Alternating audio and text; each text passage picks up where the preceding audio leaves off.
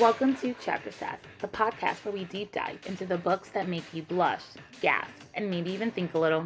I'm your host, Season, and with every book, I'll be joined with a new co-host with their own hot take.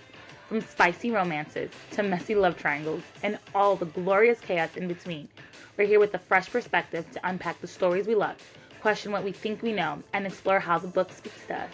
Things might even get a little sassy. This episode is rated mature and will contain spoilers.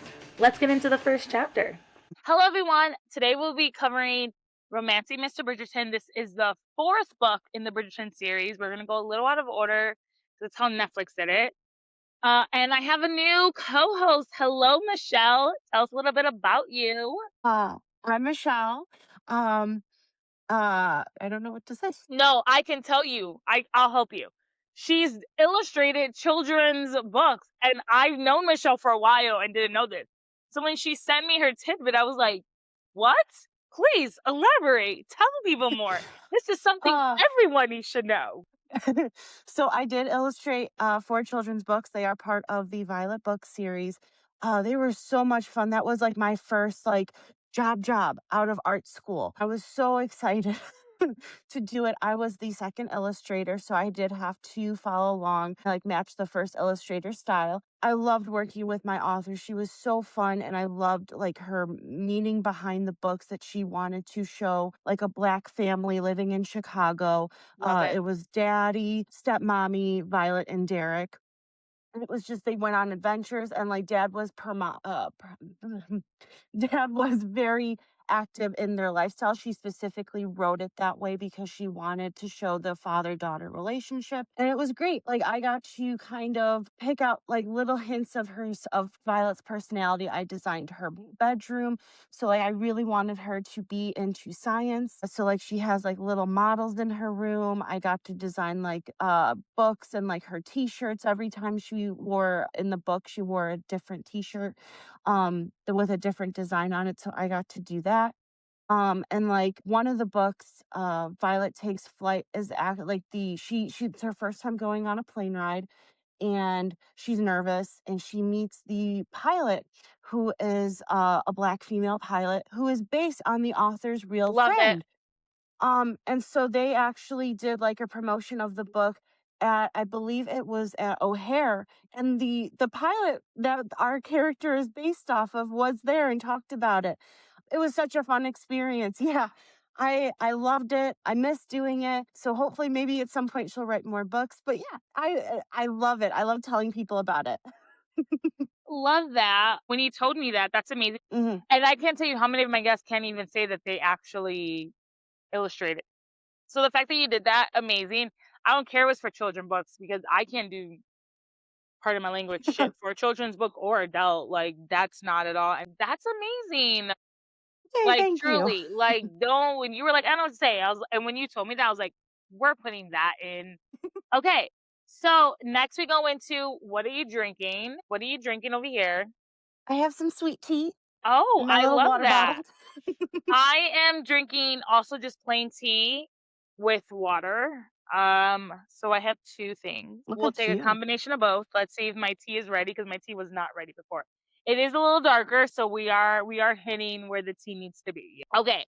So now that we got into this new part, Michelle, you weren't here for when I was discussing last time. Anything is on the table when it comes to Bridgerton, so we can talk about anything that happened in book, Hmm. anything in the shows that we're talking about, anything you want to compare, contrast, all up for grabs. So people that mean spoiler alerts. If by now you haven't seen all the Bridgertons, I would question some things about you, but like it's a pretty common show. I think we're all It's caught all on up at this Netflix. point. But just in case we're not, we might touch upon certain things or whatnot. Okay. I also have notes, and so I'm kind of gonna go chapters like every 5th chapter. So like it's a little hard because it's like prologue 1 through 5, so that's like an extra chapter. I may not cover everything that happens in that chapter. I'm just gonna pull out the important things. And so hmm every like 5 chapters, I'll then say, Michelle, like, what were your thoughts? But if there's anything that like I say that strikes you, stop me and let me know what happens, but we're just gonna give like a quick overview because so much happens. Okay, so we're gonna go through Romancing Mr. Bridgerton. This is Penelope and Colin's story. I just rewatched and I rewatched like twice because I like stopped the Netflix series like yesterday, and Mhm. it's when I bring it up, it's like they kept so many little things and then changed so many big things. So pretty much the prologue, because of the first two, or I guess three books, because we're starting with Collins. Pretty much it's just like we always had Lady Whistledown. So we start off with Penelope, and like when she first met Colin, she was Mhm. 16. They were riding He was riding a horse, her, like, bonnet came off her head, and it, like, blinded him or something, the wind, like, It, like, blew. flew right in his face. Yeah, and they do address that, like, a smidge in the book, like, or I'm sorry, in the show really quickly, so you have to catch it, like, if you don't catch it, you're like, "It doesn't happen." Yeah, it's like during Colin's speech at their engagement party. Yeah, it's, like, so quick because I missed it, and I was like, "Oh, he, like, elaborates on how they met," because this is a friends to lover book, so, like, Daphne and Simon were fake dating. Then we had Anthony and Kate, they were enemies to lovers. And then we haven't talked about Benedict, but we'll talk about him. Benedict and Sophie are like a Cinderella story. So like Colin and Penelope are like friends to lovers. So like they had been friends for a while, except Penelope had feelings for him right away. Colin didn't necessarily reciprocate those feelings, but like he acknowledged her as a friend right away. And it just talks about how her and her, it's very interesting too, because outside the show, in the book, we get so much of like Eloise and Felicity. So there's a fourth uh Featherington child that we There's a never. missing Featherington out there. Yes, missing Featherington, and her name's Felicity. And then I'm just like, not to be like an asshole, but like let's bring it up. It was like Portia, Philippa, Prudence, Penelope, Felicity. Why are all everyone named an F, and then we get Felicity and she's a, or a P, I mean, and then we get to Felicity and she's an F. I'm like, is she not the same parent? Was there like a different parent That's why involved? she's Like, gonna make it into the show. yeah, like how, and she doesn't make it into the show. But after like book like three, she is a very important character. And I wouldn't say very, but they mention her Yeah.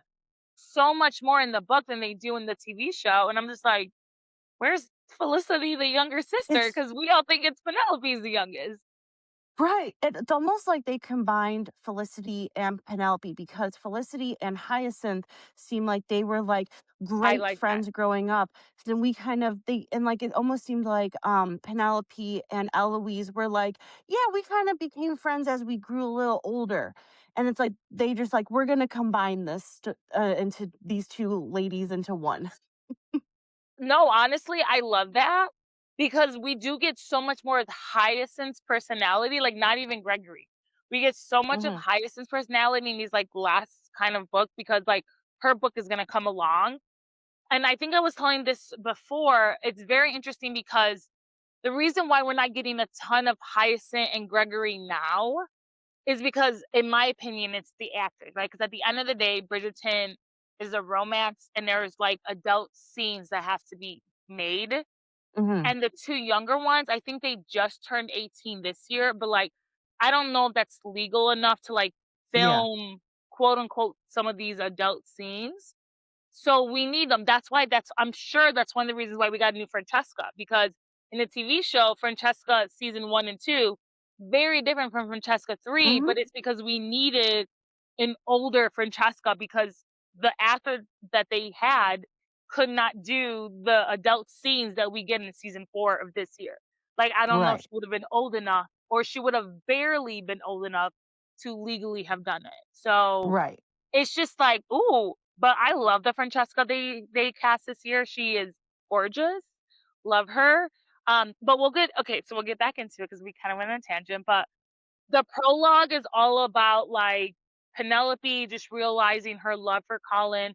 She's loved him since she was 16. Colin has never not said he doesn't love her, but he's just a traveler. The one thing they talk about Colin all the time is that he's a traveler and he eats a lot of food. Like the eating of the food we don't get in the TV show as much, but, like, No, we they don't. always joke that, like, he eats, like, all the biscuits and they have to order, like, double the biscuits. So, like, Colin loves to eat. So we'll go ahead and get into everything. So pretty much we get into it, and it's Penelope, and Penelope's supposed to be 8 and 20, so she's 28 years old at this point. She is like in the book significantly a spinster. We don't get that in the show. Like in the show, she's been in the marriage mat for maybe 3 years before her and Colin get together. But in this one, she's supposed to be considered a spinster. She's always her sister's chaperone, like, and she's like accepted where she is in life. So she's off to the Bridgerton house at 4 p.m. because they always have tea and biscuits, and normally it's just like the women. So it would be like Eloise, Penelope, Violet, Hyacinth, maybe Felicity, the younger Featherington sister that we never know what happened to her. The She's missing just one. like she's just there for half of it. Yeah, and so she always goes every day at 4 p.m. She doesn't need a chaperone or anything because A, she's supposed to be 28 years old and she lives like across the street. So there's like no reason for a chaperone. Mhm. Colin just happens to be back in town. He doesn't have a lease. He gave up his lease, so he like needs to stay at Bridgerton House, which is different. So like in the TV show, we haven't been given this, but like in the book right now, because Anthony becomes the Viscount and so Kate becomes like his wife, his mom has to move out because she's not considered a dowager viscountess, like she's not like in it. So they call it like Bridgerton number 5 or like just number 5 because like the mom had to move out. In the TV show, it's still Bridgerton House. Like we haven't distinguished that. Kate hasn't Yeah, kicked no like, one we out. kinda talked about it a little bit, like, with Yeah. Kate being uncomfortable to throw parties, and Mhm. then Kate's just like, "Let's just leave." No, but that's what she says. She's like, "I'd rather go to India and not do all this." But that's an important part because, like, when they're throwing all these balls and things, it's like, it's not in Bridgerton House, and that's where we are right now, like, in the TV show, and it seems like in the TV show, it's still gonna be Bridgerton House. We'll see in part 2, season 4 of, like, if they're gonna kick Mhm. her out, but, like, just setting is important in all this. So anyway, so Penelope she has like daily tea at 4 p.m. at the Bridgertons. And Colin's just like he's normally not home. He's home from his trip. And so she's just kind of like dancing and singing in the rain. It's like a little drizzle. And Colin catches her. And Colin's just like, "What are you doing?" And they have their like friends to lovers banter. But pretty much Mhm. is like, "I'll walk you home. I'll do all this." And Penelope's like, "No, you can't, because then people are gonna think we're courting. Like no one else can see you."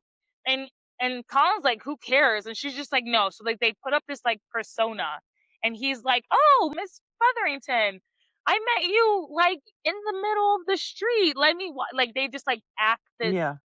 this persona out, and it works for both of them, and they love it, and they essentially walk to Bridgerton house both together. So this is like the lovers' first time as like lovers kind of getting together without knowing that they're lovers.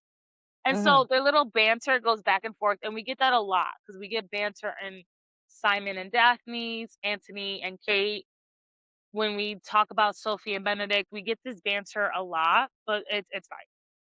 So everyone is at the Bridgerton We house. love a good banter. Yeah, we honestly, and that's what this book's about, like, because there's not really a lot of outside character buildup. So, like, Mhm. we need the banter because the show has all the outside character buildup, and we don't get that in the book. So, Yeah. like, Queen who? Yeah. "Well, you're here too?" Yeah, 1000. We didn't like leave you 1000%. So everyone is at the Bridgerton house. They're eating like the biscuits. Colin, they're all eating what they're everything they are. Lady Danbury's there, and they went to another ball. Sorry, I apologize, because they go to a ball like every other night. And It's always Lady, about the balls. yeah, "Who's gonna sign my dance card? Please sign it." It's just like a little bracelet off my wrist. "I want the Lady lemonade." Danbury, yeah, no, literally, I'll swoon. No, literally, that's how it goes. Lady Danbury's there, and throughout this book, Lady Danbury is such a hilarious character, and when she, like, it's so funny because like, the character in the book is kind of different than the character in the TV show, that I She's so cannot different. envision another Lady Danbury. Like, I cannot, like, the actress who plays her, she's fantastic. I cannot picture another Lady Danbury. Like, that's just who I No, picture. and I can see her just switching with the new personality of just kinda being like, Hi, I'm here. What's going on? Who's gossiping? I love it. I love her, love it. And so she's pretty much like, "I'll give £1,000 to anyone who can unmask Lady Whistledown." And Which everyone is and she says very at a different with ball. from the show. Yes. She says at, like, this ball, and everyone's like, "Oh my god, who's Lady Whistledown?" And then Violet jokes during this time, like, "Oh, it could be Penelope," but, like, no one really, like, says anything. Penelope thinks it's Lady Danbury, and Lady Danbury's like, "Yes, you go, girl. It's not me, but you better go." And you're right, She's it like, is I different from the appreciate you show. thinking I have the time. Yeah, it is different from the show because in the show, it's the queen who says, if you and if she gives £5,000 for whoever unmasked Lady Whistledown because the queen and Lady Whistledown have, like, an unwritten, Rivals, like. but they kind of Yeah, like respect each other. yeah, and that's literally chapters 1 through 5. So is there anything you want to talk about in like, before I go way through? Any, like. Um, I don't know if it's too early to say, but Colin You in the can say book, whatever. okay, Colin in the book is so much more different than Colin in the TV show. Mm, Because Colin in the TV show, he definitely sees he's like Penelope's like, "Oh, she's my sister's friend." Like that's how he says she's mhm, my friend too, but she's like my sister's friend. And people tend to he always dances with her, whether it's out of pity, friendship, something. And she does take him up on it because girl's in love. She's just in love. So she'll take mhm, the little crumbs that she can get.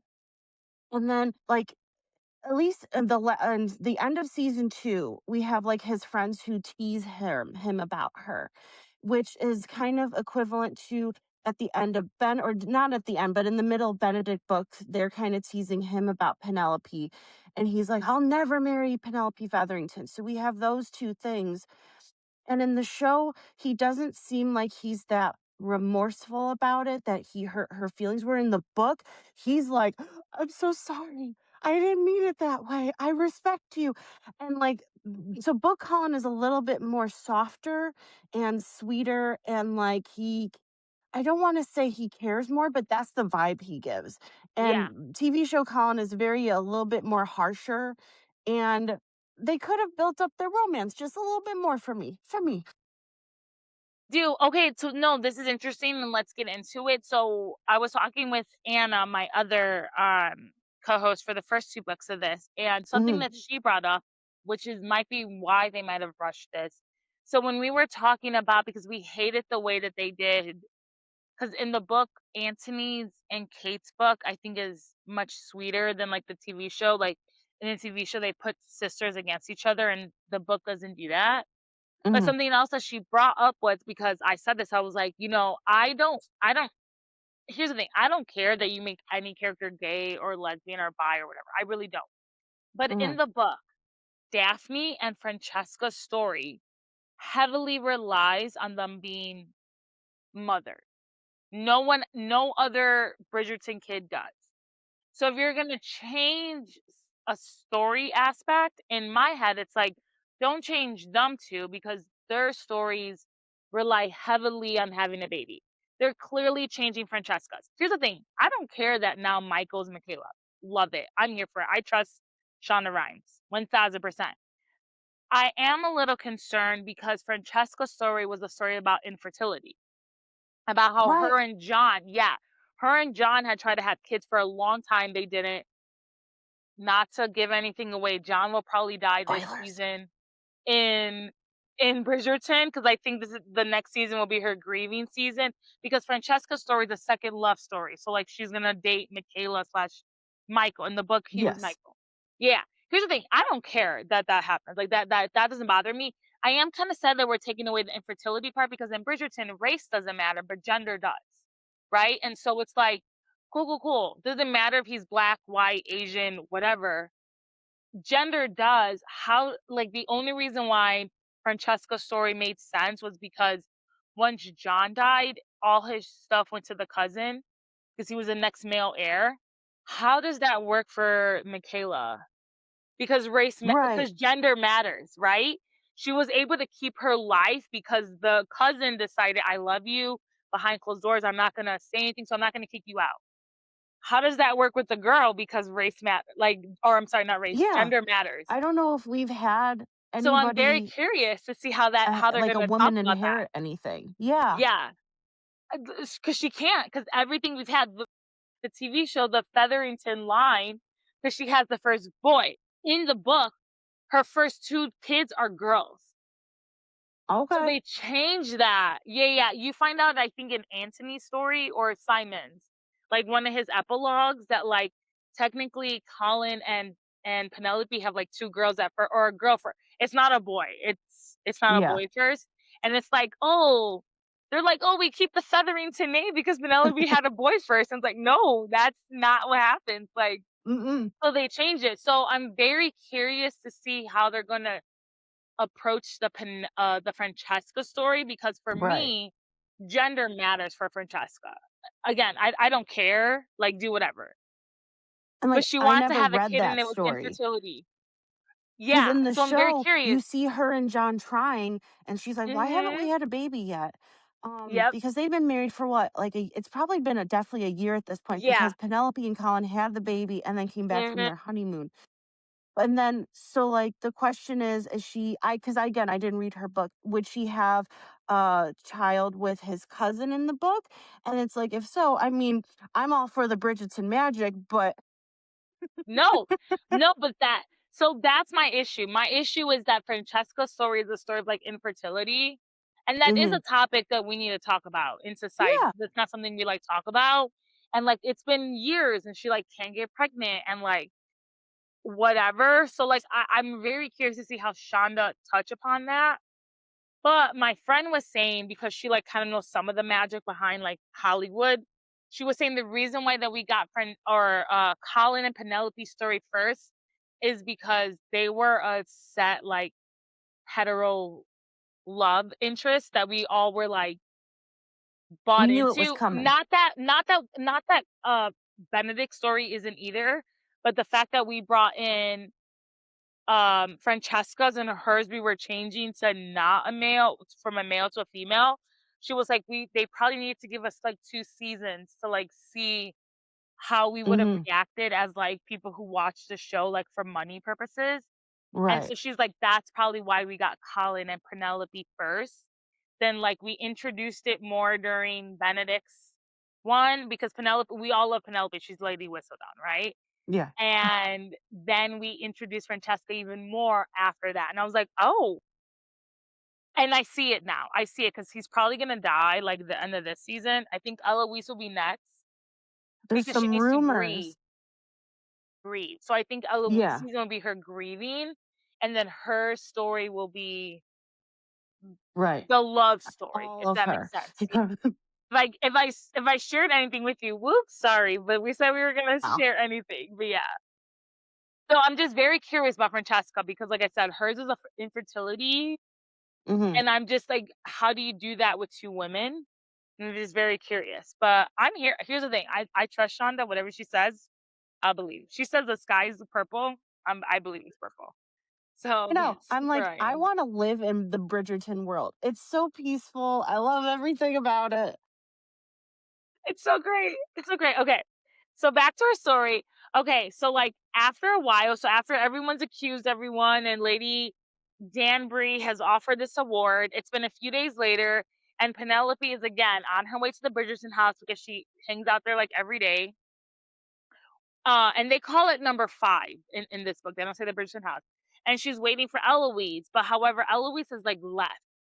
So the butler, who already knows Penelope, and in the book Felicity, he takes them to like the family drawing room, so like not the hmm formal drawing room. So Penelope's just like waiting for Eloise to get back, and it just so happens that Colin's journal is there, and she reads it, and it's about his travels, and she loves it. Like, he does get intimate about it, but like she's like, this is great writing. Colin comes back and finds her reading the journal, and they get into like this big fight because she's like, shouldn't be reading this journal. Also, you shouldn't keep anything out in the open that you don't want Yeah. to read. Like, that's This is just my common sense. personal thoughts. How Yeah. dare you look at a page that I Yeah. left right open? Yeah. And well, not even that, but you left it open with your family. Like, I get it. Like, maybe Penelope wouldn't have been there because she shouldn't have been. They're treating her like family, but like Hyacinth, Gregory, any of the Bridgerton kids could have read this and been Yeah. fine with it. Yeah. But Penelope pretty much just tells him like his journal entry is really good, his writing is great, and Colin in the book is like loving the compliments. He's like, "Oh my god, keep going." He like cuts his hand in the middle of all this. She like wraps it because he like gets mad for 2 seconds. But the point is, Colin's loving the compliments. He's loving to hear that he's amazing as like a man does. But at this point, he's also realizing that he loves having these conversations with Penelope because he's like, oh, once I'm done with this conversation, Penelope's gonna go away and we're not gonna have this. So this is when his love slowly starts to like show for her. She's loved him Yeah. since they were 16. Like she knows that. So they kind of just like walk away and he's just like not the greatest fan about that happening, but he's just like, we get Yeah. it. Time has passed. He's also So going through something because, like, he's like, Anthony's the Viscount. yes. Benedict, who at least in the book, let me Hmm. specify in the book, he's going through something because Benedict's book has happened at this point and he's like a artist. Hmm. Um, and he's just like, so what do I do? I don't really have anything going on in my life. And he's like, I'm the third, so I'm not even the spare. So yeah, he's definitely going through something book Colin wise. Yeah. No, that's a great point. Love that we said that because that's also important. Like outside of the Bridgerton world, like Anthony makes sure that like all the siblings are okay with. But in real life, because they bring this up in other sometimes storylines with Kate and Edwina, like when Edwina goes back, like in the book, she marries like a second son or whatever. Then in the TV show, we don't see Edwina, but like they talk about her. She's like, oh, she's married this man in India. He doesn't have the best, but he's a scholar. But like that was important because after the firstborn, you were nothing. So it's like if Anthony only had girls, then maybe Benedict's kids would have got from this. But like Yeah. Anthony does have a son. So like Anthony's job was not only to like be the head of the household, but it was to make sure his 8 siblings, including his mother, was okay, at the end. And it's like that's a lot of like money. Like I can't spend too much. I have to give a daily allowance. Like how are the your landlords? Like how are Yeah. your How are the tenants doing? tenants? Yeah, like that's a lot of pressure. And we see that a little bit in book in the show because like Benedict like takes care of it, but then it makes it really known in Benedict's story, like in season 4. There's like a whole bunch where like the guy's like, "Oh, your brother wouldn't normally sign off on this," but when we're in Right. Colin's story, it's like, "Oh, Benedict's been doing a great job as like Yeah. assistant viscount," but we don't see the trouble like he runs into or whatever. So, but it's Right. important, like to your point. So Colin feels like I'm a nobody, like I'm the third son. There's nothing for me to gain. So yeah. And that fucks with your mind. Like, at the end of the day, I don't Yes. care what anyone says. Fucks with your brain. Fucks with your brain. So Colin tells Penelope, to your point, he doesn't know what his purpose is. Anthony's head of the household, Benedict's an artist, and he's just considered like a charmer. And he's like, I don't want to be considered a charmer. I want to be known for something else. But all he's ever done is travel and like stayed away from like his responsibility. And so Colin kind of comes at Whistledown because he's like, he insulted Penelope like in this papers and like my family, but like in the book, she barely insulted Penelope and his family. Like in the TV show, she insults them much more, but like barely does The that in wrath the of book. Penelope. She'll Yeah, get you. yes. I was like, barely does that in the book. But, like, he's just, like even Whistledown calls him a charmer, and that's what he's known for, and he's like, "That's not something I wanna be known for," but it's whatever. Yeah. So, Oh no, Colin she pret complimented me. yeah. Like, I'm sorry, it's so hard being a white male man. Let me do this." Like, I and Penelope calls him out on that. Like, I don't know if it's here a little bit later, but she's like, "Oh, you're a male man. Like, I wish I could have had that as a female, and I didn't." Like, she calls him out on his privilege, like, in the book. She does it a little bit in the TV show, but much more in the book. She's like, not feeling sorry for yourself, you have it made. Like, She's like, "You and you can do know, anything. yeah, Anything." and I can't. So, so pretty much Colin tells Penelope he doesn't know like what his purpose is. He's trying to figure out amongst like where his family is. So, but Colin, and while he's complaining about his life, and Penelope like tells him, "You should be grateful." Penelope pretty much says, like, "I could be nothing. I'm a wallflower." And at this point, we don't know she's Whistledown at this point, right? She's just like, "It's so hard for me to be who I really am, and you're complaining." And they kind of get into a little bit of an argument on that because Colin can't see Penelope's side, and Penelope's like, "You haven't made, shut the fuck up. Like, I don't know what else you need from me." But then Colin starts to realize that he's jealous of his brother. So like this took a little bit for him to get to. He's jealous that like Antony's had the household, Benedict has his art, and he doesn't have anything.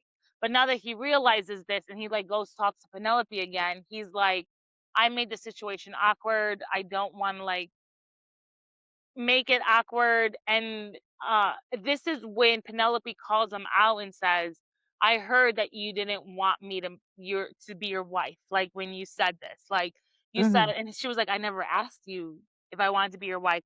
And Colin feels terrible. And the difference between the book and the show is, in the show we get the end of like season 2 and he was talking with friends, but in the book when he explains it, it's like his mother had been pressuring him for like a week. He had been going through all this. He had done all this. So by the time he had made that comment, it was like the kettle was just like burning up Yeah. with like stuff. And we didn't get that in the show. And he was just like, "I regret it." Cause then I saw Penelope and it was like, "Oh," but like that's not what we got. So, 'Cause she was in the also in the book, he didn't actually know she was there. yep. And in the TV show, Hmm. it was at a party, and I mean, the Featheringtons usually attend a party. So he was Yeah. I just feel like, yeah, definitely in the show, he does was giving off a little bit more mean vibes. He was a little bit more Hmm. cruel to her in a way. I mean, he was still her friend, but it definitely gives off like he's teasing. Yes, no, 1000%. And at this ball that they're all at, this is the ball that Lady Danbury's like, "I'm gonna give £1,000." So everyone wants to know what this is. Again, Penelope calls out Lady Danbury and being it. And Lady Danbury's pretty much like, because it's like a chapter and a half later, and Lady Danbury's like, "Everyone's going about this wrong. They keep saying the people who are obvious." She's like, at this point, because here's the thing in the book between the book and the show. In the book, it's been like 10 years. In the show, it's been like three Mhm. years.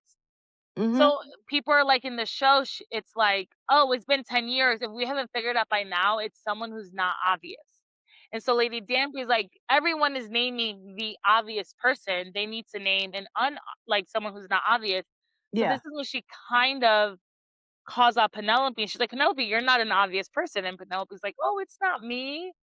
But Lady Danbury's always just like, "You got to be yourself. You know, you can't be more than that. Like you have to be yourself." So she's like pushing her with this. Um, Colin and Penelope, because their friendship is growing more into that, we talk more about their journals. And Penelope's like, "You should publish your journals. Like they're really good." Colin's on the fence. He doesn't know she's Lady Whistledown, so like in his head, she doesn't have like she's not like what's the word I'm looking for?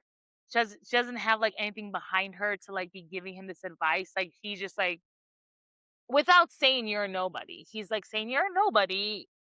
Why would I take your advice? Because She it's not reads a till lot. later. She knows what she's talking about. Right, we know that, but he doesn't Yeah. he doesn't, like, question her on that yet, yeah. So, like, it's the next Right. day.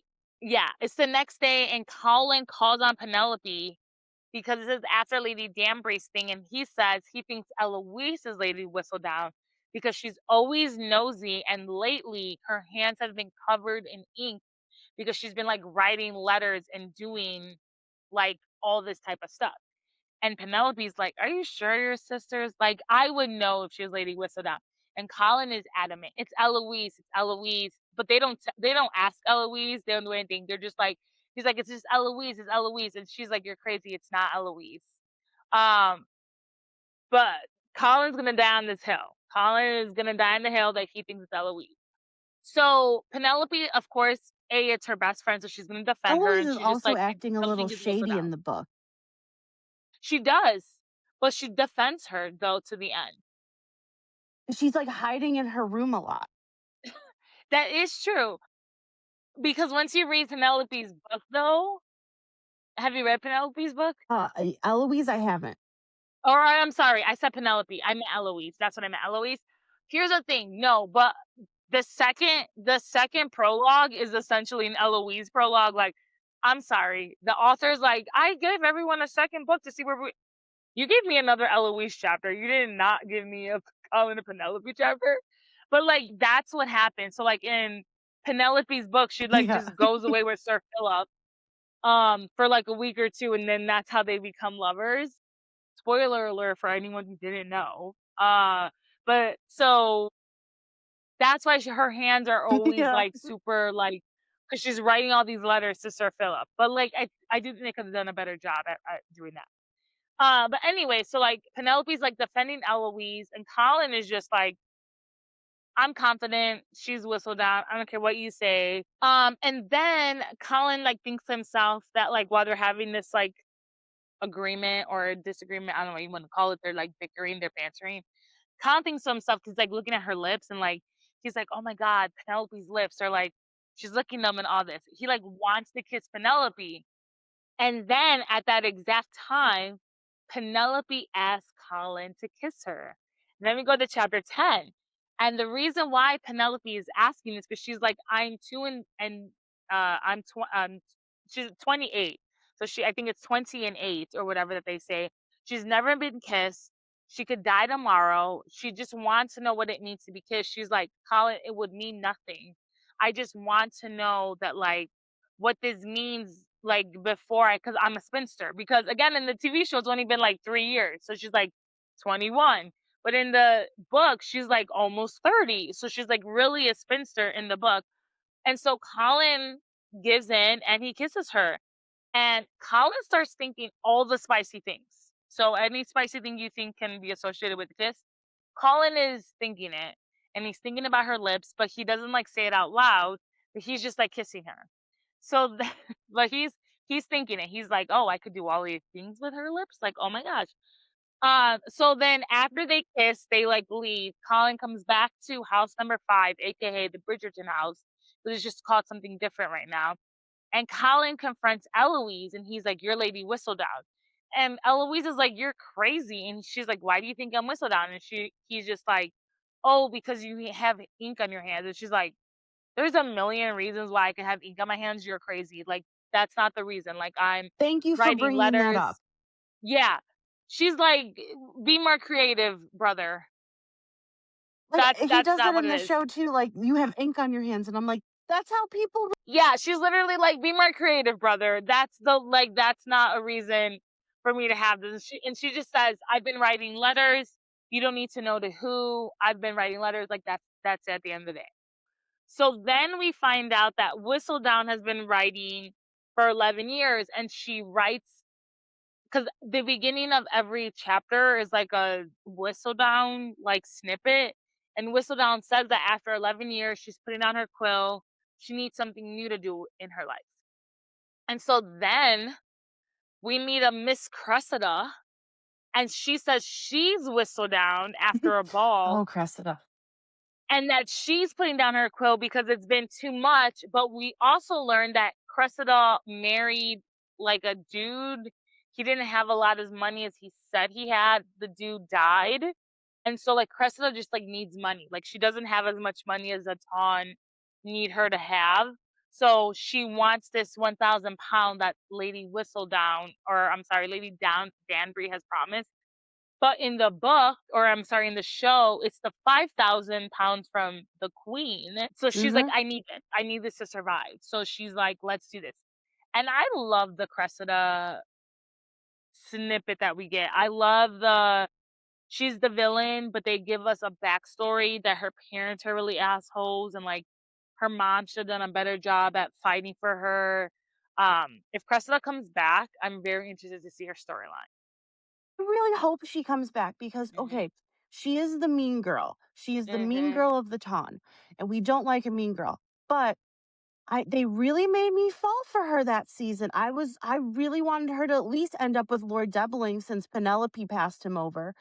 Um, and I do. I hope she comes back. And I would love if her and Eloise started their friendship again because I actually thought they were really cute, like buddies together. I I wouldn't even love mind that. shipping them. Yeah. No, I love that. I do think she'll come back. I do think her character will come back. I don't know if it'll be in this season or Eloise season, but I Hmm. think whatever happens to her, she's gonna get colder. She's gonna become meaner. I think whatever happens Yeah, at her aunt's house, she's either gonna get married and someone dies, or she was forced. I don't know, but because this is what we are in the books. yeah, Um, but I do think she's gonna become colder, and I'm here for it because we don't really have a villain right now. that's So, true too. like, That's even true. in Benedict's story, the villain is Amarantha, and she's done being the villain after his season. You know what I Yeah, mean? So, like, I she's do gone. think we'll bring Cressida back, but yeah. So people are finding it hard to believe that Cressida is actually Lady Whistledown. Like, people are like, "You're not clever enough," and they're essentially like insulting her intelligence. Lady Danbury's like, "Cressida's a fraud. She's definitely not Lady Whistledown." Penelope is like, "I agree with the ton. Like, you can't be Lady Whistledown." But then Colin is just being overprotective at this point. He doesn't know that Penelope's whistled down, but he's just being very overprotective of Penelope. And he's just like, I don't ever want to see you get hurt. I'm so glad you're not whistled down. Like, he's just becoming more and more protective over her. And so now Lady Danbury is like, I demand proof from Cressida. She's like, cool, you're it. I'm not giving you £1,000 without you asking. The whole reason why Colin even went to this ball was because he felt sorry because he, like, kissed when he kissed Penelope, he just, like, left, and so he's just trying to, like, again, he feels overprotective of Penelope. He's like, "I need to, like, apologize, like, I fucked up." Penelope is just like, "I asked you to kiss me, I said it would be nothing. I, like, don't expect you to do anything." So she doesn't think anything of She's it. like, So, I'm like, over it. yeah, and now Cressida threw in this wrench. So now it's like the next day, and Colin is still trying to apologize to Penelope, and he's just like, again, I took advantage in his head, I took advantage of you. He is trying to apologize for like kissing her and just leaving. He's trying to apologize for the ball, but like Cressida's revelation in quotes, took over. So then Penelope, or I'm sorry, Colin sees Penelope's carriage, or he sees Penelope go into the carriage, but he doesn't see a maid or one of his sisters go, or her sisters, and he like thinks, "Oh, this is a little bit weird because women can't go anywhere." It doesn't matter that she's 28 years old at this point, like she's a woman by herself. So he follows her, and then they start to hit a part of town that's like not safe. So Colin's like, "Why are you going to this part?" But at this point, it's just his carriage following her carriage. And Penelope is still going there. She doesn't know she's being followed. They kind of go outside Mayfair, and if everyone knows, like, they take place in London, as in like Hmm. the societal, but the actual city that they're in, the town, is Mayfair. Like, it's not London, it's Mayfair. That's where like everything takes place. So like now they're heading outside of Mayfair. And Colin's like, where the fuck is Penelope going without a maid or a chaperone outside of Mayfair? So then they go to like this kind of sketchy church, and he's like, "What is this going on?" He watches Penelope get out of the church, out of the carriage, watch her walk into the church, so he follows her. She goes into like a pew. She has an envelope. She hides it behind a book, and he's just like watching her this whole time. He's like, weird. And then she like gets up, and like as she gets up and like faces him, he like makes a sound, like clears his throat, and he lets himself be known that he's there. Now Penelope's like freaking out. And she's like, "How long have you been here?" And he's like, "Oh, not long. Let me see." Pulls out the envelope that she hid in the pew of the church, opens it, and finds out she is Lady Whistledown, and it's not Cressida. Thoughts before we go into the next chapter? I loved in the book how you see him like, where's she going? And he's following her. And he's just kind of like I love that. Other than like when the show, like she gives she does her well the actress real accent, but her fake accent, and she gives like pretending to be the lady's maid, and Yes. she does that. We've seen for like the past 2 seasons, and then Colin is just out of nowhere like Penelope. I would have loved if you saw him following her. I mean, I understand it was supposed to be like a shock moment for us audience members, but I do like that you see him trailing behind her. One thing I found interesting in the book is so in the show, she does this all at night. She's being all sneaky. She leaves like in the middle of like the ball. It almost, if unless I'm remembering it incorrectly, I'm pretty sure she's doing this kind of like midday. Yes. And one thing it was interesting in the book is there's so many people in the beginning at a ball or something like when Lady Danbury is talking to her about the 1,000 pounds and Lady Whistledown, and they start to become like friends. um, like Lady Danbury's like, "You there, Lord, whatever your name is, the character that's not important. What do you think about Miss Featherington?" And he'll be like, "Oh, I didn't know you were here." And it's like so interesting how many of the characters are just like, "Oh, you're here." And it makes sense that she could do this in midday and not be caught because literally nobody pays attention to her. And she's a little bit more discreet in the show doing it at night because that's when I would do it if I was her. But I just Hmm. found that interesting that she's just like, it's noon. I'm going to go head over to the church and drop off my weekly whistle down. But I think that's a good point. But I think the reason is because in the book it's been almost 10 years, Right. and That's in true the too. show it's like 3 years or whatever, and so the aging is important. But no, I agree because everything seems to happen during the day, and it's Hmm. like Penelope's doing this sketchy shit at night. Also, Yeah. where's the footmen? Because clearly she has footmen that she trusts. Where the Yeah. fuck are they? Because like in Penelope and Colin's story, when she like goes to the Modiste and it's supposed to be like her bachelorette, and she's just like, "You have a sister," and they like drink, and then Colin finds her. He's like, "What are you doing alone?" Like, where the fuck's her footman then? Like, she clearly has people she trusts. Like, where are they? There's the carriage driver. Yeah, where's like where are you? You know? So I know I agree. I think that's also just like they didn't pay attention between the book and the TV show, like little Yeah. details that could have happened. So, anyways, Colin is now pissed, but he's not pissed for the reasons we all think. Like he found this letter, and we all think he's pissed because she found out. He found out. I'm sorry that she's Lady Whistledown. But he's actually mad because she hired a driver, and they say hired like a coach, like essentially Yeah. like a taxi. And he's like, these people aren't safe. Why did you hire this, not use one of your footmen? And Penelope explains, "Oh, when the footmen, they would have told my mom or somebody, so like I couldn't trust them. So, like I had to hire this quote unquote like taxi carriage thing or whatever." He's like, "You're on this sketchy side of town." Like he's genuinely concerned for her safety. Like he doesn't really necessarily care at this point that she's whistled out. And then he's like, "Cool, Cresta's gonna take your credit. Let her take the credit. Everyone wants you dead because of all the things you wrote in like Whistledown. If Cressida's gonna take the credit, let her take it. Let's go." Like he 1000% has Penelope's back, not in the way Penelope wants him to have her back, Hmm. but like he has it in the way that he only knows how to give her. But Penelope's like, she's bullied me my whole life. And then we go in the book to show, like, it says, like, she spilled wine or tea on me. She did this, she did this. And so in Penelope's head, she's like, I can't give Cressida my credit. Like, she was a bully, she was an asshole. Like, I don't care if anyone else takes my credit, can't be Cressida. And Colin just doesn't see that. Colin sees it as a way out. So they disagree on this, but like while they're Yeah. disagreeing in this carriage, Colin just starts to notice how beautiful Penelope is, and then Colin just kisses her.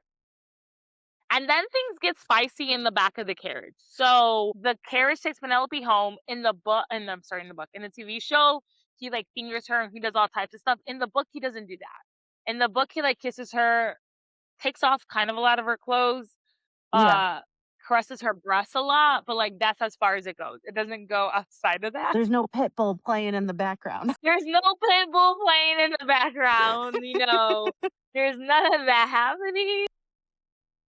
So lovely. But yeah, there's absolutely none of that. But now Colin kind of realizes that like he loves her. So then they make it to Penelope's house. He gets out the car or out the carriage, and then he like looks at her and is like, "Well, you gonna marry me or not?" And like that's how the chapter ends, which is how the first 4 episodes end Yep. in the show. So I think they did a great job in like making us wait like those 4 weeks or whatever for like part 2. So love it. What are your thoughts?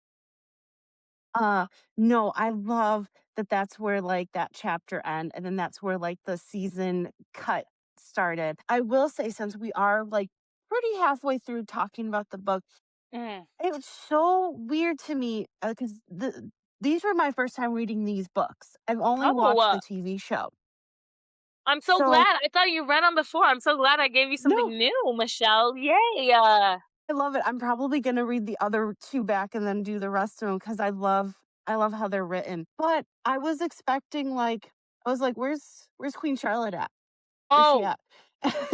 Or Queen like, Charlotte is non-existent in all of the story. She is "Her," only existent in the show. like, "Where's she at?" And then, Yep. like, Yeah. the whole premise of the show of them trying like, Colin, like, "I'm gonna help you find a husband." Not really, because 'cause I'm gonna sabotage you a little bit, but I'm gonna like, there's no Lord Debling, there's none of that, and I was very shocked. I was like, "Oh, this is a completely different story." But I loved it. I loved making the comparison. If I may, I do like kind of the pacing of the show season more. I thought it Oh. made it more interesting considering that we've seen their friendship progress for the last 2 seasons. That Colin's like, "Oh, you want to find a husband? All right, I'll help you out." And then he's just like, "That's my girl you're dancing with. That's my girl you're talking to." No, I love it because the thing is with the books is it's very much just the protagonist. We don't really get a lot of outside characters. And for the TV show, there's a lot of outside character buildup. Like we don't get any of this Francesca story. We don't get Yeah, any, and we need it. But the fact of the matter is, for a TV show, you need it. Like it would be so you boring do. without it. So love that we get more layers or whatnot. But I do love the friendship to like lovers. But this is a great example if you haven't read Anthony and Kate's love story. Mhm. Their love story is so different because in the show, Kate's Edwina makes it to like the altar and they like love each other and they're like, Yeah. you did that in the book that never happens. Like in the book, it ends so quickly, like Edwina's and Anthony's like love affair because Anthony and Flirting. Kate are caught in a compromising position in a garden. I think the reason why the Bridgerton or the Netflix people changed it was because it would have been too similar. Because in the Bridgerton show and the book, Anthony and Simon are caught in the garden by Anthony. Mhm. And Yeah. so even though it's a little different because it's like enemies to lovers, they would have been forced to marry and like it would have been the same plot, right? So Yeah. the show had to give us something different, so they pitted two sisters against each other. But in the book, Anthony does go after Edwina, but it's like within like 2 weeks, shit happens and he can no longer go after Edwina. There's no like Yeah. making it to the altar. There's none Yeah. of this shit that like happens. Like it's like always been Kate. So it's just like interesting to see like where the showrunners like go with everything, and that's not how the book goes. But it was a pretty interesting story, so like I can't complain too Yeah. much. Yeah, yeah. I mean, I had a good time either Yeah. way. Like, Had a great love the diversity, like zero complaints in that. mhm. Okay. So now we're about chapter 14 going on.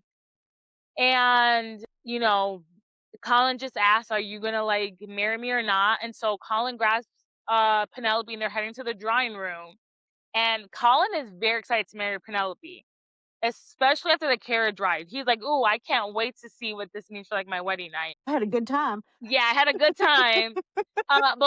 Colin asking for Penelope's hand in marriage turns out to be a disaster. So like he heads into the Featherington household. It's a Tuesday afternoon or whatever. So Penelope's like, "Oh shit, it's a Tuesday."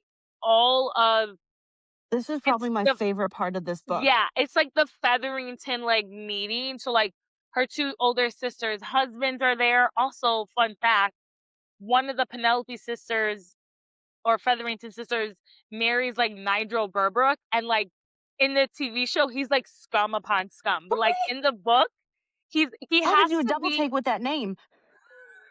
he is in the book. I feel like he has to be. I don't know which one it is, but the one who's like, "Let's get the bugs." I don't know if that's Philippa or I think Prudence. it's Philippa.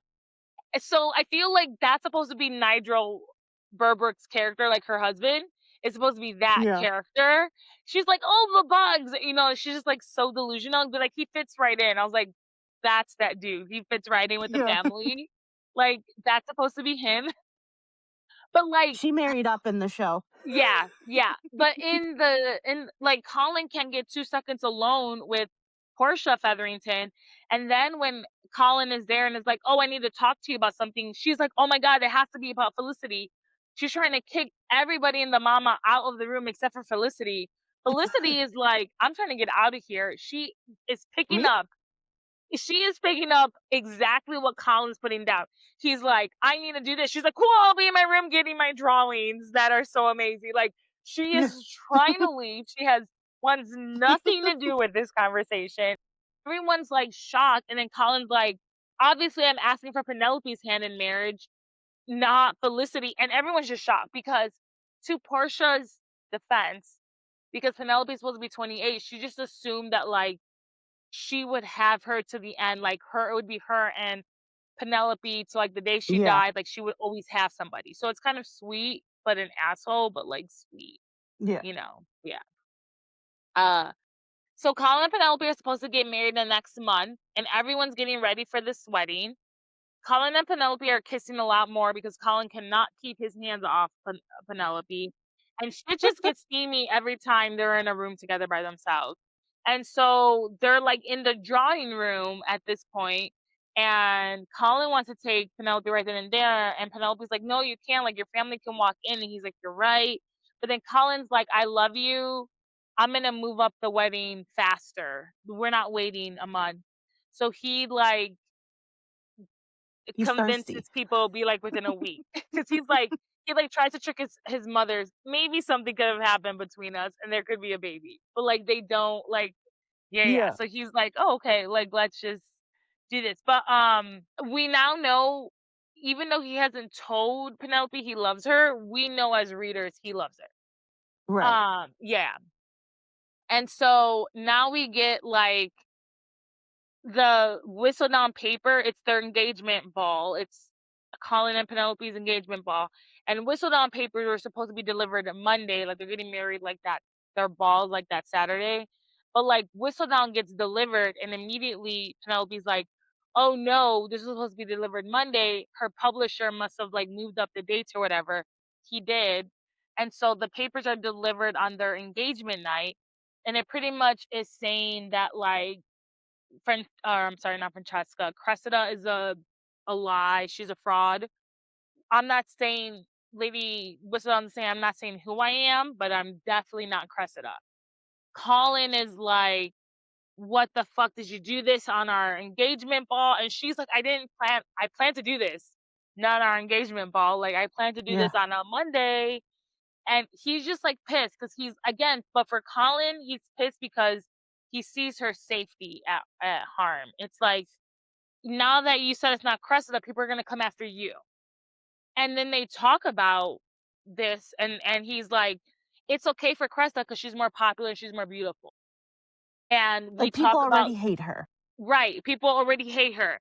You're not that. And so then like Penelope's like, "What do you mean?" And she's like, "What? Because I'm not pretty or I'm not this." And like Colin like isn't trying to like call her ugly. Like in his head, she's beautiful, but he's like, "You don't have the same quote unquote like power or where Cressida can stand. You're not popular. You're not beautiful in the sense that she is. Like people will come after you. You said some nasty things. People are not going to forgive that. They're going to come after you, and now it's your safety that's at large." And again, I give Colin credit because he's not seeing this from a jealous point of view. He's seeing this from like, shit, my wife, my love Hmm. could be arrested, could be killed, could be whatever it is we want to think of, because he's just thinking you've pissed off way too many people, and I don't want that to happen to you, right? She's Hmm. thinking of it as a different, and they're both right. Like they're both right. They go back and forth. They yell at each other.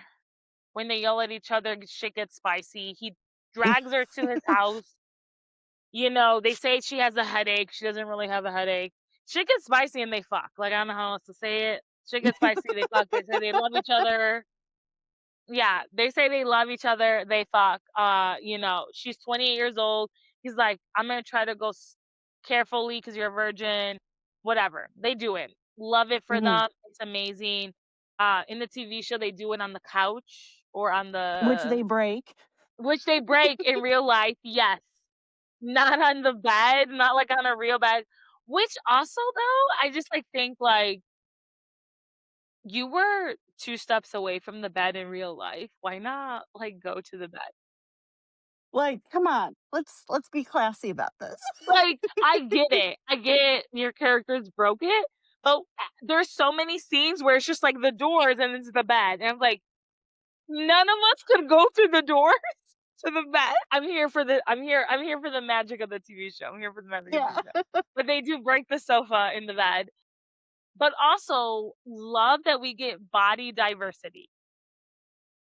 One thing I'll say over and over about Bridgerton, obviously the book was written for like white people, white leads, white everything, Hmm. and we get so much diversity. Colin and Penelope's story is the first time we get body diversity that's not a stripper. Or because I think Anthony, Benedict, and Colin, they all fuck slightly bigger women that they Hmm. paid. I don't want to say stripper, whatever, but like they like Yeah. pay these women. So A like lady of the night. right, a lady of the night. So like love that Penelope was the first woman that like she's a main character, she's not thin and she has boobs, right? She has this. I love it. Here's the thing. I don't need to see certain things. You can give me an illusion and I'm here for it. And I think they did that kind of well with Colin and Penelope's story. I do think they have more sex in the book than they do in the actual TV show because the TV show they are angry more at each other than whatever, but I do love that we get some diversity. We also in Colin and Penelope's story in the beginning when the queen is like seeing who she wants to be her diamond and Francesca goes, we see a mom and a daughter like sign language. So like Yeah. love it. Um Penelope was like talking to a lord who was in a wheelchair. So like we got all types of like some form of diversity. It wasn't just like Telling you, I want able-bodied to live in the people. Bridgerton world. I love it. I love it. And in Benedict's, because we'll only be able to talk a little bit about Benedict because the second part hasn't come out. But in Benedict, one of the maids doesn't have a full hand that she like talks in like Yes. TV show. Love it because you don't need any of this to like be a maid or And it's to not a plot further the point. story. It's literally just her existing. Yeah, it's just her existing in her life and they made it work. Hmm. Her not having a hand, it took away nothing from the plot. But when we saw Yes. that, we saw diversity. We didn't see anything else. And she's not like a major character, but she's like her friend, you know? She's like, oh, important. Maybe next season we can have someone who like doesn't have like love that they're going this way, but like diversity matters. It really Diversity does. matters. And like I said, I love that we have all our different leads. I'm waiting for a Latin lead that only really leaves because we already know who Eloise's lover is Yeah. because we've met him already. So he's white, so Yeah. it's not nobody. We know Francesca's, so it's not Come on, Francesca. So all Gregory. we got is Gregory or Hyacinth. So I need Come one of on. them to be a Latin, sexy Latin lover. I don't care who it is. I need one of them to be my sexy Latin lover, please. That's I'm all I'm with you. I'm asking with for, this on this Bridgerton. That's train. all I'm asking for. Okay. So, they do it in the bed, whatever. It's just on cloud nine. He thinks I'm He's convinced. living his best life. Yeah, Colin's living his best life, and he also thinks that like because I said X, we're gonna follow X, and I'm not gonna question why. He just thinks that, and so Colin convinces again, like I had mentioned, that he convinces Portia and his mom to like move up the wedding. So instead of a month, they're getting married in a week or whatever. So they get married and they have their wedding night again. spicy. Actually, this one's not like a spicy chapter. It's like, oh, we get married and we fuck, and that's the end of it. Yeah. And then we move on, and like now we get to Colin wanting to publish his journals, which is great because he wants to make something of himself. He wants to be separate from his brothers. And Colin does give Penelope a few pages to read because at this point he knows she's Whistledown and he wants her opinion. He's like, "Oh, you actually have like merit behind you. Love your opinion." And then Colin like tells her, "I'm jealous of you because you've made something of yourself, and that's all he wants." And Penelope's very nice about how she approaches this. She's like, Mhm. "Again, you're a man, so for me, it was different in how I wanted to do this, but like we can both still do this. Like I could be Yeah. Whistledown, you can still write these books, and your travels." And so she's very supportive. And then she like tells him, "I have a lot of money from being Whistledown, so good for her. Applaud her. She's like doing amazing."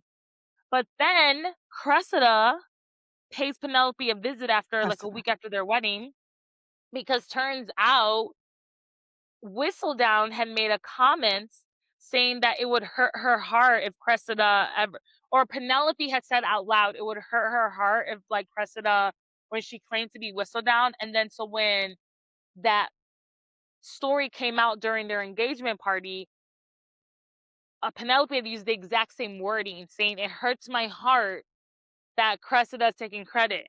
And no one would remember that except for the person that you're making fun of, which was Cressida. Right. So Cressida now was like, "I know you're Whistledown. I'm demanding 10,000 pounds, not 1,000 pounds." And so Penelope's like, she tells Colin because like they're married at this point, they need to figure it out. And this is Colin's biggest fear. And he's like, "I told you, like, I told you this would happen. Should just let Cressida take your credit. Like, now we're in this limbo. You can be hurt."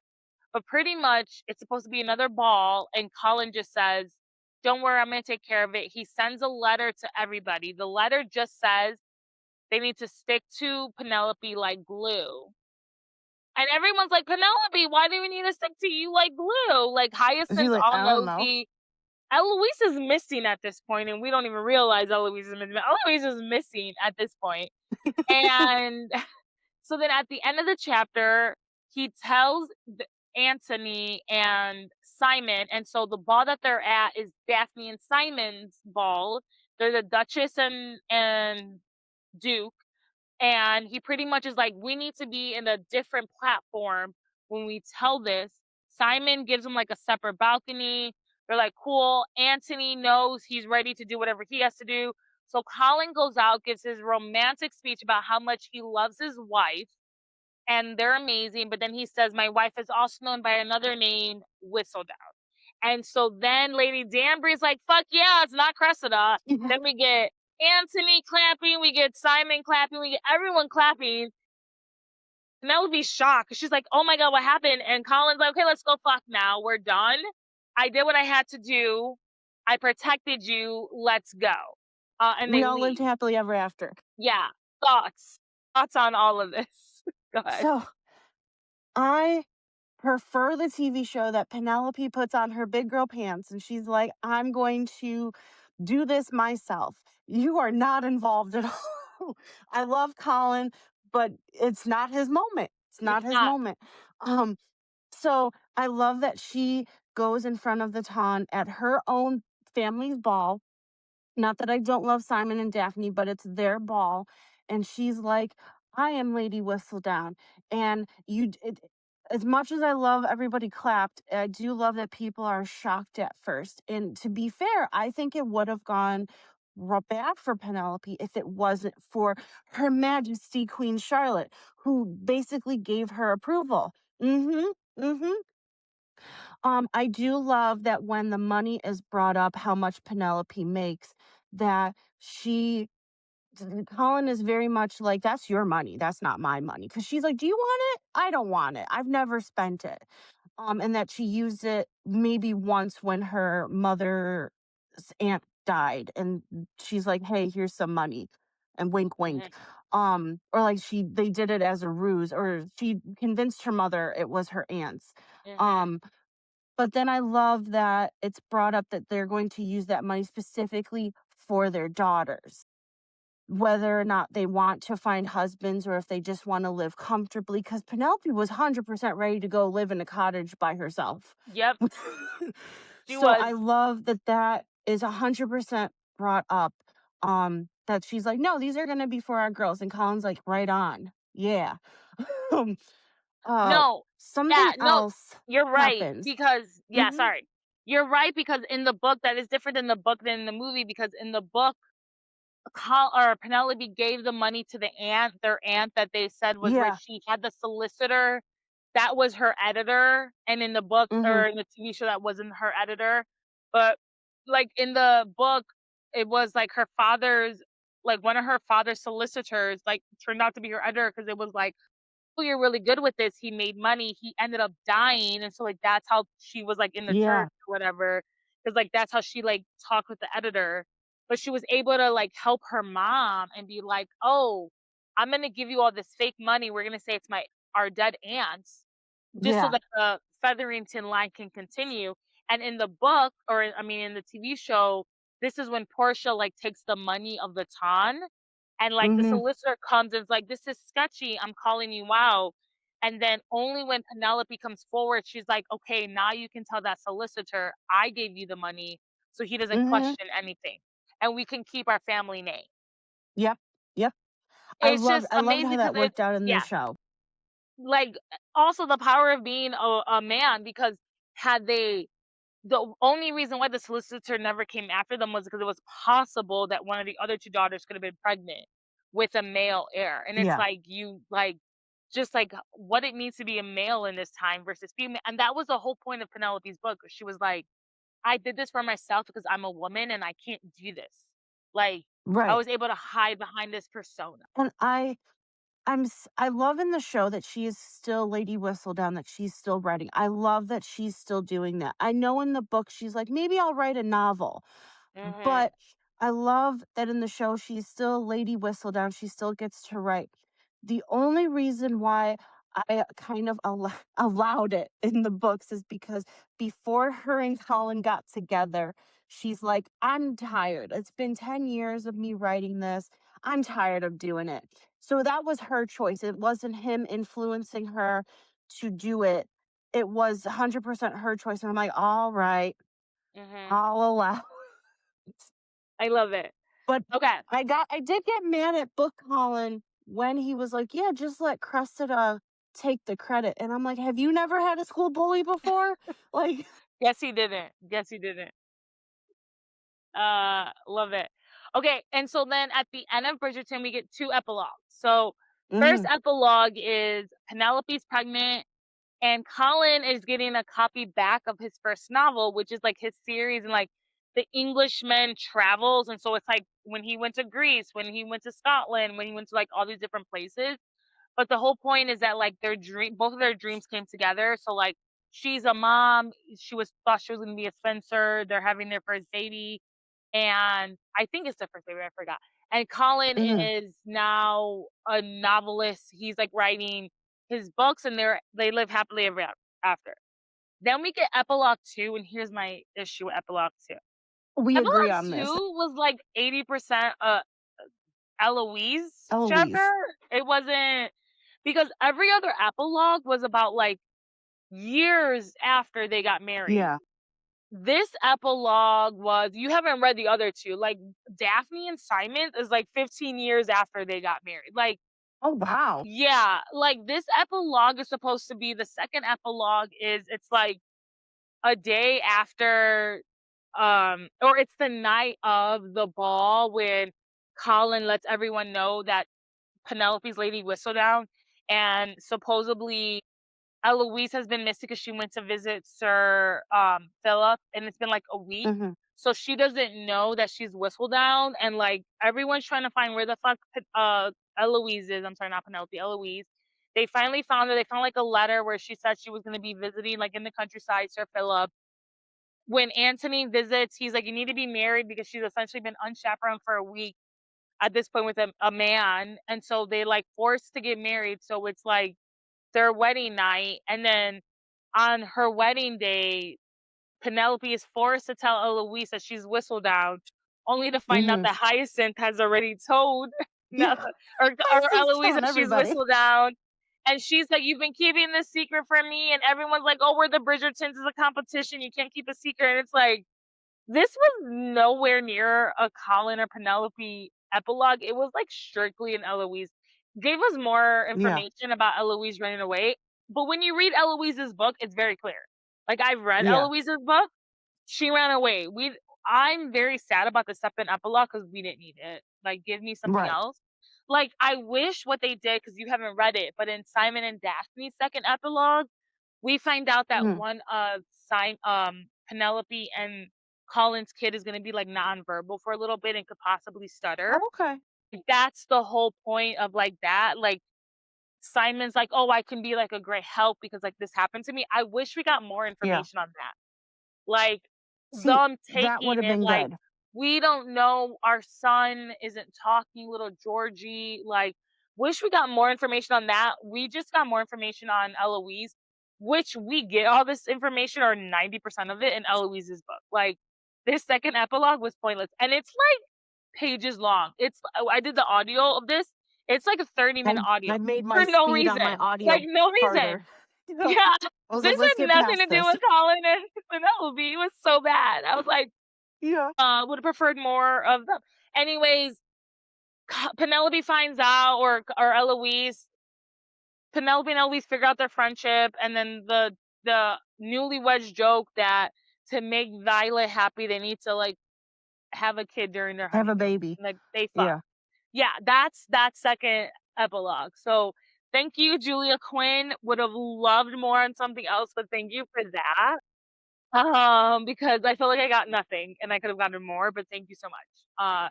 I'm sure I'm not the only one who thinks that, but yeah. Any thoughts before we go into our sassy conversation? Go ahead. Honestly, I can't think of it. That definitely that epilogue. I did not need it. I was kind of like, Nope, okay, okay. because it's an Let's Eloise get epilogue. this. Let's continue on. Um, It's an Eloise but epilogue. oh, Yep. Portia. Okay, I this is probably a very common complaint, not complaint, comment. Portia is so different in the show compared to book Portia. She is Yes. fierce, Yes. she is conniving. I want nothing but the best for her.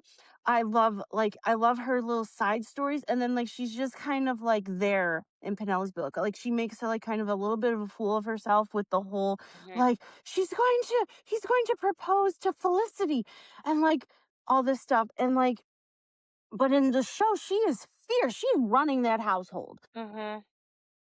And it is very night and day, the two characters.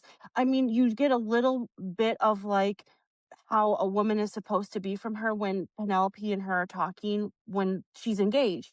And it's like before her wedding or engagement party, and Penelope tries to talk to her like, well, what about your dreams? What about like my dreams? My dreams are just as important as his. And she's like, your dreams are going to be his dreams. You're going to want him to succeed because that means you succeed. And he's like, no, no. But she is so like I love her character. And so like just that she was barely there or like just not even like a shadow of herself in the book. I was like, oh, No, honestly, I love the Portia in the book, and I love the Portia in the TV show, because Portia in the TV show, she may seem like a bad mom, but she honestly mm-hmm, isn't. Like, she had 3 daughters, because we mm-hmm, don't Felicity's missing. I don't know where the fuck Felicity yeah, is, but we have the 3 daughters. 2 of her daughters in that time, so I'm not talking about like in 2026, were the epitome of like what beauty was, and then you had the third who wasn't. And it's been mm-hmm. 10 years. The third hasn't found anyone. She wasn't kicking her to the side or doing it. She just assumed we're going to grow old together. Like, We're in this let's together. live this life. Yeah. And that's probably what a lot of moms at that time probably thought, like, oh shit, you've been on the marriage mark for 4 years. You haven't found anyone. We're going to be spent just together.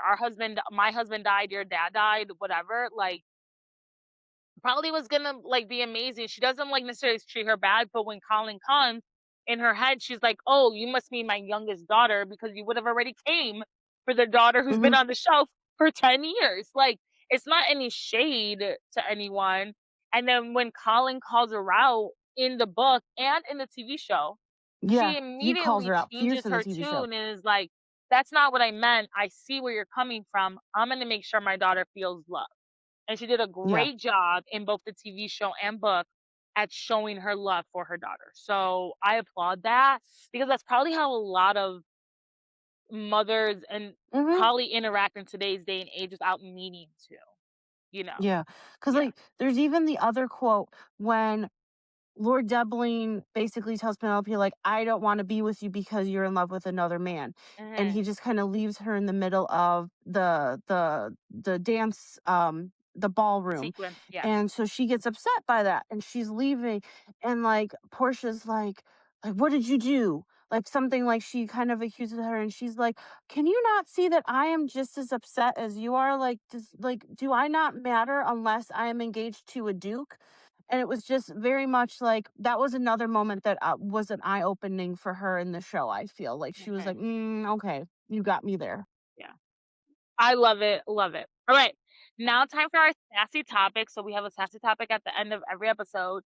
And so for this episode, for our sassy topic, my sassy topic is, what does Lady's Whistledown identity mean to Penelope in like 1820 perspective? And then Hmm. I'm gonna quiz you and say, what would it mean for someone in 2026?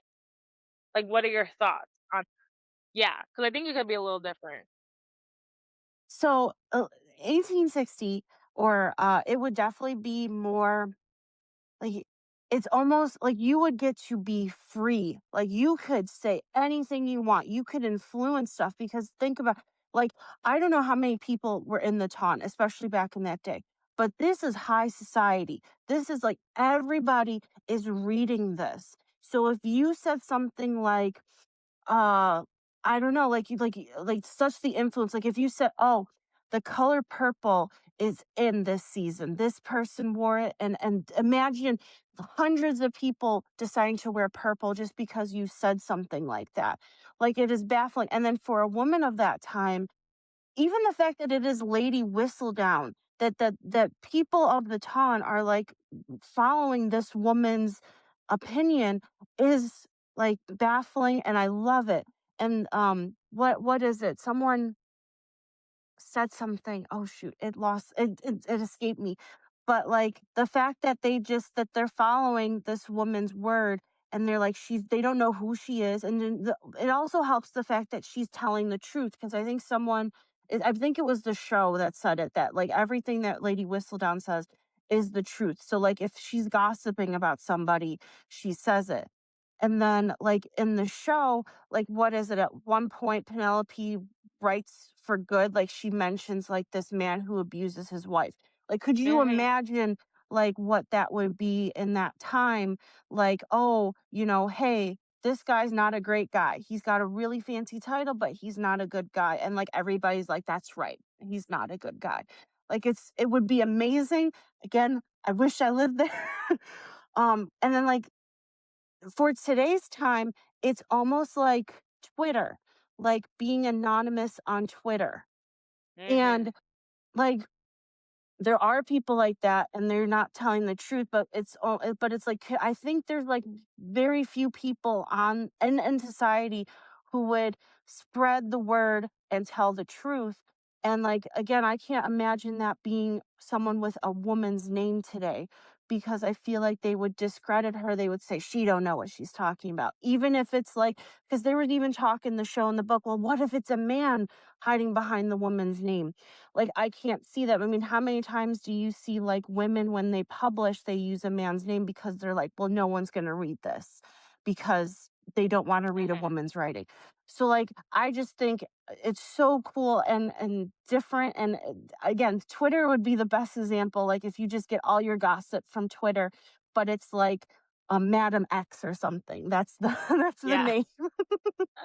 No, I love that. I'm gonna piggyback off a little bit what you said. So for me, Yeah. I I think it might have been easier to be Lady Whistledown back in like 1817 or Mhm. whatever versus now because we have too much technology now, right? Like if someone Gotcha. really wanted to, they could probably track you and your IP address and blah blah blah or Mhm. whatever. So it would have been slightly easier for Penelope to be Lady Whistledown, but she did it because she had no rights. She was a Right. wallflower. She got all these secrets. She needed a way to like express who she was, and she was able to do that behind a false persona, right? And Hmm. I don't think that's anything bad. Like I accomplished that. Like should she have said a lot of things she said? Probably not. But Hmm. in today's day and age, I do think it would have been significantly harder for her to pull off any Right. persona, because I think a random hacker or whatever would have figured out who the fuck she was in 2 seconds. Like, being Yeah. completely transparent, would have TMZ figured out something. would have figured out who she was. But when we come to, like, rights, yeah, we have more rights than we did in, like, 1816, but, like, something that we need to talk about as a society is that we're also in the middle of a lot of rights being taken away, whether it's medically or not medically. Like, we're Hmm. filming this, and we're literally, I think, Thursday, a voting thing passed. I think it's in the House. I forgot if it's the House or the Senate. So no one come at me like it's one of them. But pretty much it's making it harder for women who are married to vote, or anyone who has Yeah. not just married women who's changed their last name. So that's Yeah. gonna affect mostly married women, because their voting name isn't gonna match the birth certificate that they were born with, because they changed the name because of their last name, and they Hmm. might have harder places voting. Would that impact you and me being in a blue state? Probably not, because we're in a blue No. state. But like But we now got think about worry about all all the of our red states. ladies. Yeah. Like, think about all these red states, and it's like, this is why Lady Whistledown this is why Penelope made Lady Whistledown, was because she Hmm. felt like she couldn't talk in a society that we weren't letting her be herself in. And if this law actually passed, it hasn't passed yet. Again, I forgot if it's the House or the Senate. It passed on one of them. So right now it's in the other one. But if this Hmm. passes, this is a new law that the president can put into play, that if your name is different from the name on your birth certificate, it'll be harder than for you to vote. At this point, I'm like, every woman who's about to get married this year moving forward, don't change your name. Sucks. Change your name like on paper, not legally. Like, you want Yeah. to sign your name X on a card, go for it. You want to sign your married name on, go for it. But don't like that's where I'm at, because you want to be able to show that like this is this. Again, us living in a blue state, will that matter? Probably not. But like think about all these red states where we already have limited women voting, that now if they're married, and this is there's more to the law. Like, Yeah. whoever is looking at this, please Google the law. There's significantly Yeah. more to the law than just this. This is just one of the main headlines we're taking away. But it's so sad that in 1816, Penelope would have had more rights as Lady Whistledown than she would have had in 2026. Like, I can't was gonna believe I'm say it's saying kind that, of but that's where I am. it's interesting how like it's flipped almost. Like in the Hmm. 1800s, you would have been safer as a woman if you got married, and it's almost like today maybe you're safer staying single. Yeah, don't get married. Don't change your name. Stay single. Yes. Oh my God. Yes. Okay. Well, thank you so much for joining us. We will cover shortly Benedict's story. But do you have anything else you Yeah. want to say to anyone before we go? Nope. Other than thank you so much for having me. I had a lovely time. Yay! Well, bye.